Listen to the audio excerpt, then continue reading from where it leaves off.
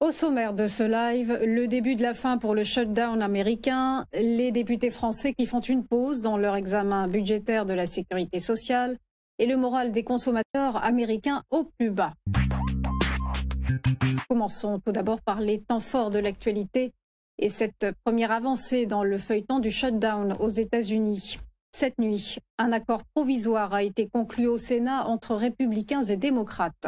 Le texte arraché par les démocrates doit notamment permettre de renflouer le programme d'aide alimentaire qui soutient 42 millions d'Américains et qui est suspendu en raison du blocage du budget.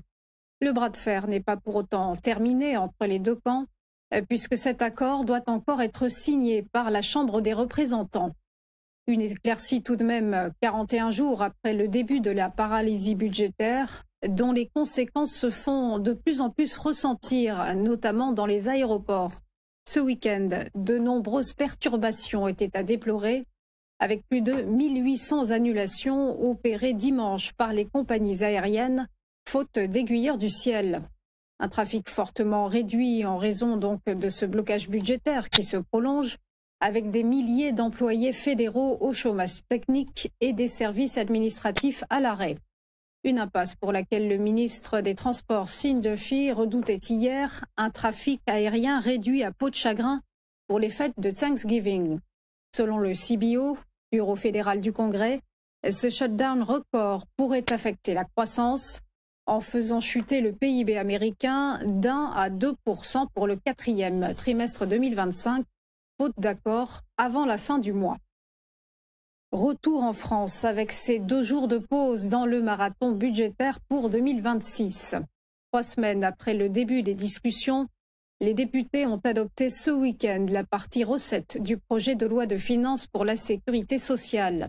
Un volet largement remanié par divers amendements, notamment le rejet du doublement des franchises médicales. Place désormais à la partie dépenses, entamée hier, avec des débats qui promettent d'être houleux dans l'hémicycle, notamment concernant la suspension de la réforme des retraites. Une promesse, vous le savez, du Premier ministre Sébastien Lecornu pour éviter la censure du Parti socialiste. Cet article phare sera étudié ce mercredi 15h, à l'issue des 2 jours de repos. Il restera aux députés encore 12 jours de travaux budgétaires. Et on termine avec le moral des ménages américains au plus bas. Jamais depuis juin 2022, l'optimisme des consommateurs ne s'était autant enfoncé. C'est l'enseignement du très sérieux baromètre de l'Université du Michigan qui publie chaque mois cette étude de référence.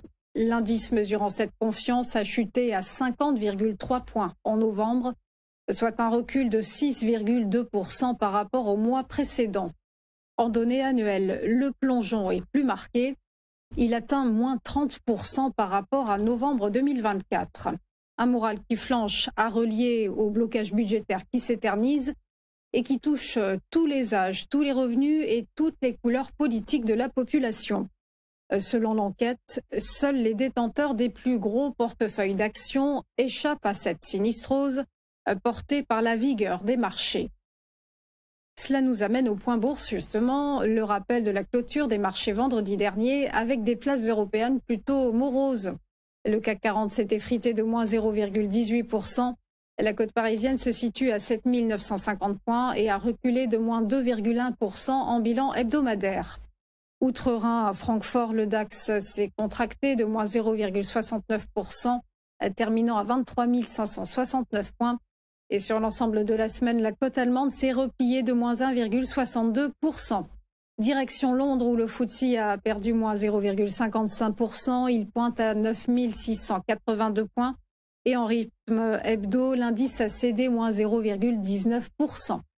Du côté de Wall Street, les indices ont terminé dans le désordre. Le Dow Jones a grappillé plus 0,16%, s'établissant à 46 987 points. Et il a décroché de moins 1,21% sur l'ensemble de la semaine, alors que le S&P 500, lui, a grignoté plus 0,13% à 6 728 points, et il s'est tassé de moins 1,8% sur sa performance hebdomadaire. Quant au Nasdaq Composite, il s'est érodé de moins 0,21% et se situe à 23 004 points, mais il s'est écoulé de moins 3,48% sur la semaine. On passe au prix du pétrole qui ont perdu du terrain la semaine écoulée. Le baril de Brent se négocie à 63,69 $ et a lâché moins 1,8% en hebdo. Et quant au cours du WTI, il a fondu de moins 1,95% sur la semaine et pointe à 59,82 $. Du côté des devises, l'euro s'affiche à 1,1543 $ face au billet vert et a gagné plus 0,55% sur la semaine. Enfin, le Nikkei à la bourse de Tokyo a terminé en confiance, en forte hausse, plus 1,26%. C'est allié à cette perspective de sortie de crise dans le feuilleton du shutdown américain. Voilà pour ces dernières infos. On va marquer une première pause, une page de pub et on va retrouver juste après Mathieu Serron pour le Chrono CAC. À tout de suite.